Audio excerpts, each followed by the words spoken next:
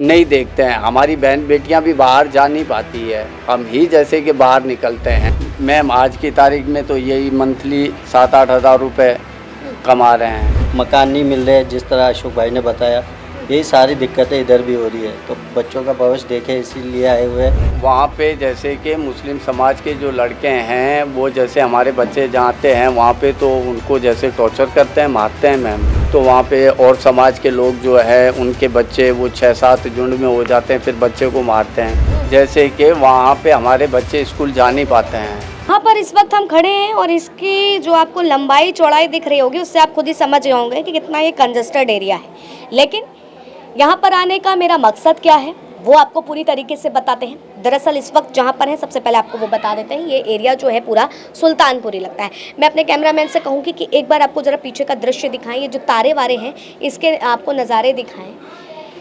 ये एक किराए का मकान है और यहाँ की इमारतें जो हैं वो साफ तौर पर बता रही हैं कि किस तरीके से चंद बारिश के बाद में यहाँ पूरी तरीके से सील हो चुकी हैं और इस सील टूटी फूटी इमारतों में रहने को मजबूर है पाकिस्तान से आए शरणार्थी, जिन्होंने पाकिस्तान से आए हिंदू शरणार्थी। मैं अपनी बात को जो है फिर से कहूँगी कि पाकिस्तान से आए हिंदू शरणार्थी जिनको यहाँ पर दिक्कतें हो रही हैं। क्या दिक्कतें हैं, किन दिक्कतों से वो अपना यहाँ पर गुजर बसर कर रहे हैं, वो सारी चीज़ें आपको बताएंगे और साथ ही आपको उनसे मिलवा करके उन सारी चीज़ों के बारे में जानेंगे किस तरीके से उनको पाकिस्तान छोड़ करके भारत की ओर रुख करना पड़ा है। और भारत में जिस तरीके से उनकी मांग है कि उनको छत मिल जाए, उनकी मांग है कि उनको रहने का एक ठिकाना मिल जाए, सरकार से वो आग्रह कर रहे हैं। क्योंकि इस वक्त जिस जगह पर वो रह रहे हैं ये टूटी फूटी इमारतें हैं जहाँ पर इतनी सीलन की बदबू है कि खुद भी खड़ा हुआ नहीं जा रहा है।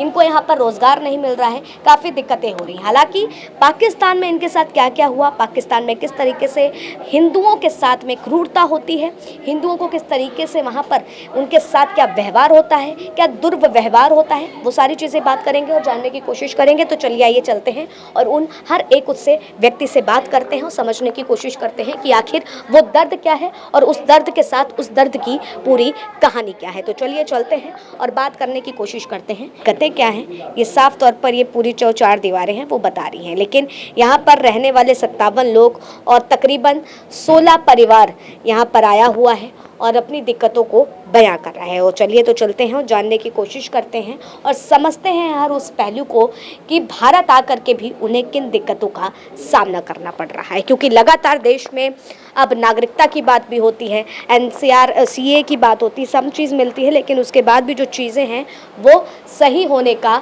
नाम नहीं ले रही हैं। क्या नाम है आपका? मेरा नाम अशोक है। अशोक है। अशोक नाम है आपका। कब आए आप पाकिस्तान से? हमें यही 1 महीना 1.25 महीना हो गया लगभग आए हुए हैं यहाँ पे। 1-1.25 महीना हो रहा है आपको? जी मैम। क्या दिक्कतें हो रही हैं यहाँ पर आपको? मैम यहाँ पे हमें दिक्कत हो रही है कि जैसे कि हमें किराए पे मकान भी नहीं मिल रहा है और जो मकान मिल रहे हैं वो भी जैसे टूटे फूटे जिनके पड़े हुए हैं वही किराए पे मिल रहे हैं और प्लस हमें कहीं पे बैठने की सुविधा भी नहीं है और किराया भी हम एडजस्ट कर नहीं पा रहे हैं। हम वहाँ से पाकिस्तान से यही सोच के आए थे कि अपने भारत में जाएंगे, वहाँ पे हमें और कुछ नहीं तो रहने की सुविधा मिल जाएगी जहाँ पे हम आराम से बैठ के अपने बच्चे पाल सकें, लेकिन ऐसी कोई सुविधा हमें नहीं मिली है और हम यहाँ पे परेशान हो रहे हैं क्योंकि जो मकान मालिक है वो भी हमें जैसे कि मकान देने के लिए तैयार नहीं है और काम धंधा भी हमारे पास नहीं है। काम धंधा मिलता नहीं है या फिर कोई देता नहीं है, दो बातें हो जाती हैं। काम धंधा ऐसे नहीं है कि जैसे कि हम काम करना चाहते हैं लेकिन हमारे पास ऐसा हमें कोई दिखाए तो पता पड़े कि क्या काम धंधा है, कहाँ करना है, किस तरीके से, या कोई साधन वगैरह हो या कोई ठिया वगैरह हो जहाँ पे हम अपना रोज़गार कर सकें।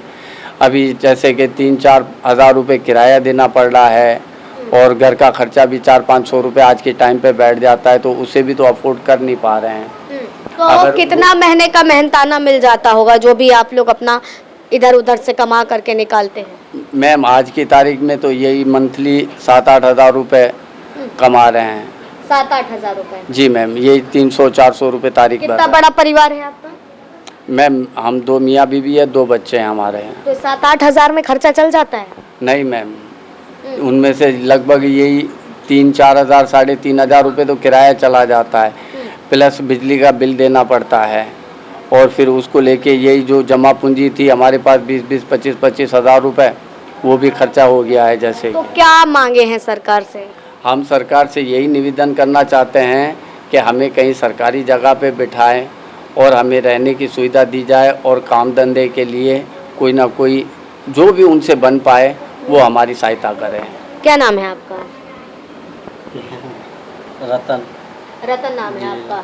रतन, क्या क्या दिक्कतें हो रही हैं अभी? जैसे इन्होंने भी बताया कि इतनी मुश्किलें हो रही हैं, पाकिस्तान से कैसे आना हुआ और वजह क्या रही पाकिस्तान छोड़ने की? पाकिस्तान छोड़ने की वजह ये रही, हम अपने बच्चों का भविष्य देखे, उधर महंगाई बहुत है, क्योंकि हम एडजस्ट नहीं कर पा रहे थे, ताकि हम महंगाई की वजह से, महंगाई काफ़ी है जो हम लोग उधर नहीं कर पा रहे थे। गुज़र सफ़र तो भारत में आए, लेकिन भारत में भी काफ़ी इधर हमें मुश्किलातें हो रही है, दिक्कतें हो रही है, मकान नहीं मिल रहे, जिस तरह अशोक भाई ने बताया, यही सारी दिक्कतें इधर भी हो रही है। तो बच्चों का भविष्य देखे इसीलिए आए हुए हैं। कोई भी हमारी सहायता करे तो कर सकते हो, हमें सरकार से यही अपील है। अच्छा, तो मतलब कि वहाँ पर जो है महंगाई के चलते आपको पाकिस्तान छोड़ना पड़ा है? नहीं मैम, वहाँ से तो आने के रीज़न बहुत है, जैसे कि वहाँ पे हमारे बच्चे स्कूल जा नहीं पाते हैं। स्कूल नहीं जा पाते हैं वहाँ पर बच्चे? वहाँ पे जैसे कि मुस्लिम समाज के जो लड़के हैं वो जैसे हमारे बच्चे जाते हैं वहाँ पे तो उनको जैसे टॉर्चर करते हैं, मारते हैं मैम। छोटा बच्चा है 7-8 साल का, जैसे स्कूल में चला गया तो वहाँ पे और समाज के लोग जो है उनके बच्चे वो 6-7 झुंड में हो जाते हैं, फिर बच्चे को मारते हैं। जैसे टीचर के पास चले गए तो टीचर भी उनको कुछ कर नहीं पाता है, क्योंकि वहाँ पे जो ऐसे लोग हैं उनके आगे वो टीचर वगैरह भी बेचारे बोल नहीं पाते हैं, तो जो उस वजह से फिर मजबूरन वो बच्चा 2-3 बार पीट के आता है तो फिर वो वापस स्कूल की तरफ नहीं जाता है मैम। तो वहाँ पर इस तरीके से बच्चों पर अत्याचार होता है? हाँ, वो भी बच्चे मारते हैं, जैसे कि वहाँ के स्कूल पे स्कूली बच्चे जो हैं जैसे वो झुंड में मारते हैं। और बाहर के हालात भी ऐसे हैं कि बाहर भी लोग हमें उस तरीके से उस लिहाज नहीं देखते हैं। हमारी बहन बेटियां भी बाहर जा नहीं पाती है, हम ही जैसे कि बाहर निकलते हैं। और वहाँ पे काम धंधा भी हमारे हाथों से जो था हमारे जैसे बाप दादाओं के टाइम का, वो सारा काम धंधा भी हमसे जैसे छीन लिया गया है। अच्छा, तो वहाँ पे आप लोगों का जो काम धंधा रहा, मतलब कि आप लोगों का जो वहाँ पर विरासत एक रही होगी सारी चीजें? जी जी, तो वहाँ पे हम पोल्ट्री को लेके जैसे कि मुर्गे को, चिकन को लेके हमारे बाप दादा जो थे वो काम धंधा वहाँ पे करते रहे हैं।